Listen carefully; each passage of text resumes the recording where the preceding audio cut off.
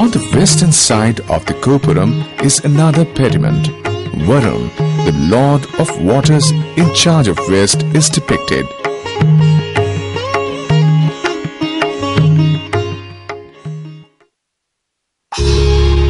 The Lord Shiva, to whom the Banteay Srei temple is dedicated, is a Mahayogi, the great ascetic, and his devotees are ascetics observing penances called tapasvi and yogi in Sanskrit.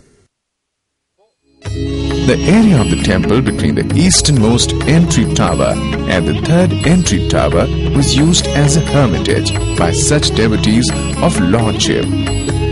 In Sanskrit, a hermitage is called ashram, and in ancient Cambodia, a hermitage for the devotees of Lord Shiva was known as Shaivashram. The buildings on the either side of the causeway, beyond pillared galleries, which are now in ruins, might have been used for this purpose by the devoted yogi. The east gateway leads to a long causeway. There are small decorative sandstone pillars on two sides. On both sides of this processional way, there are pillared galleries. These galleries might have been used by the devotees and pilgrims coming to the temple. On the left side, behind the galleries are three long parallel halls. On the door pediment of the main left building is depicted Lord Shiva sitting with his consort, goddess Parvati. Shaivism, devotion to Lord Shiva, became very popular in Cambodia from 5th century onwards. It emerged as a major religion especially in the 9th and the 10th century.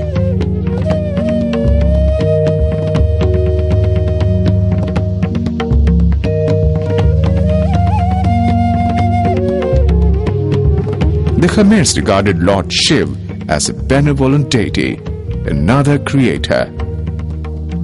King Yashovarman, the ancestor of King Jayavarman V, during his reign in the 9th century, along with other hermitages, established Shaivashrams across the country for the devotion of Lord Shiva.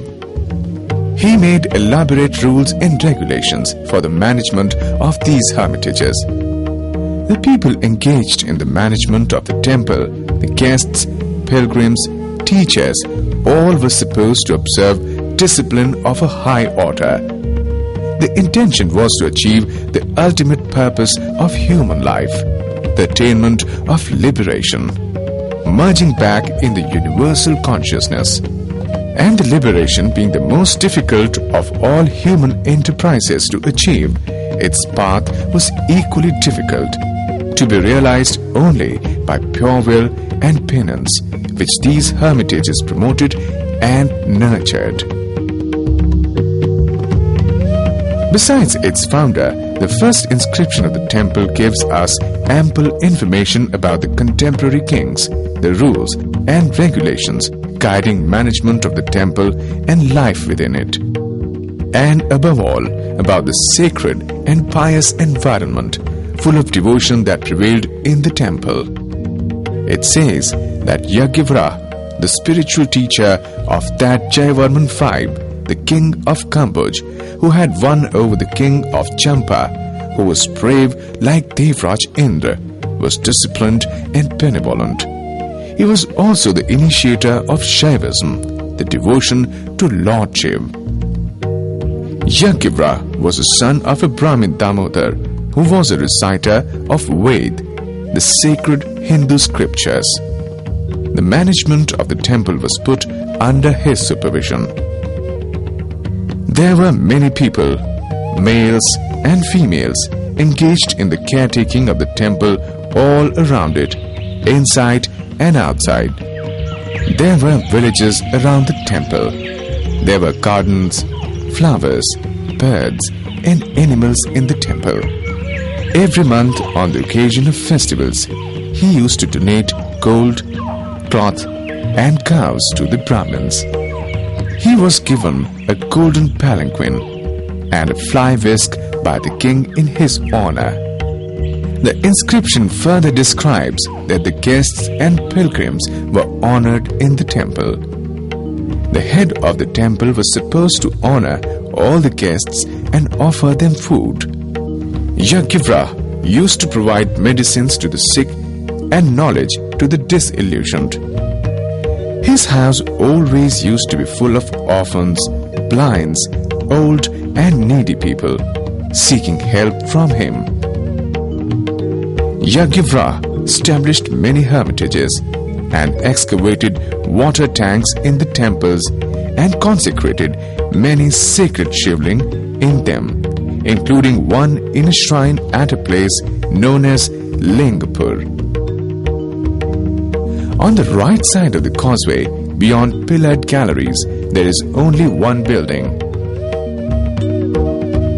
On the door pediment of the right building is depicted a story from Sri Bhagavad Puran.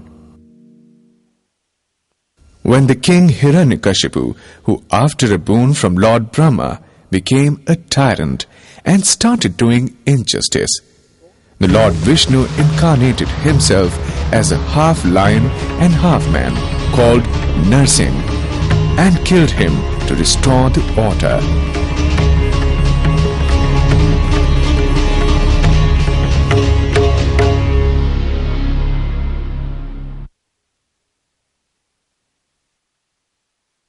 Just before the third entry tower or gopuram, there are two small buildings on the either side. A pediment lying on the ground is depicting a scene from Ramayana. In Ramayana, the great Indian epic, Sita was abducted by a demon, Virat. The scene is showing Virat holding Sita, while Sri Ram is rescuing her from the demon.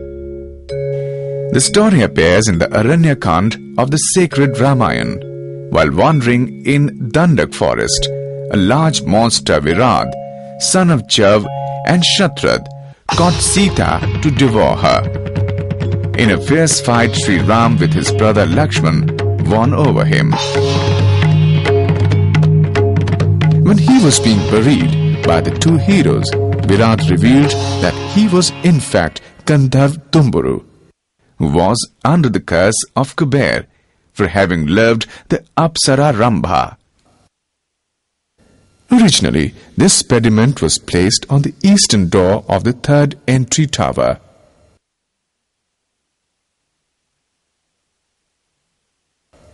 On the western door of the same entry tower was another pediment, which is now lying in the museum in Paris. The story from Mahabharata is carved on it. In order to put an end to the upheaval caused by two demons named Sund and Upsund, the god created an Apsara, a celestial beauty, Tilottama, and sent her with a mission to create rivalry between the two demons.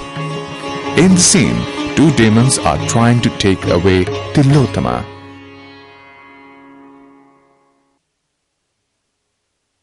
The area through this entry tower is enclosed with walls. Inside the entry tower, most of the inscriptions relating to the temple of Sri Tribhuvan Maheshwar are located. These inscriptions are written in Sanskrit and ancient Khmer language. Sanskrit was the language of the educated people and the royal court. The Sanskrit inscriptions of Cambodia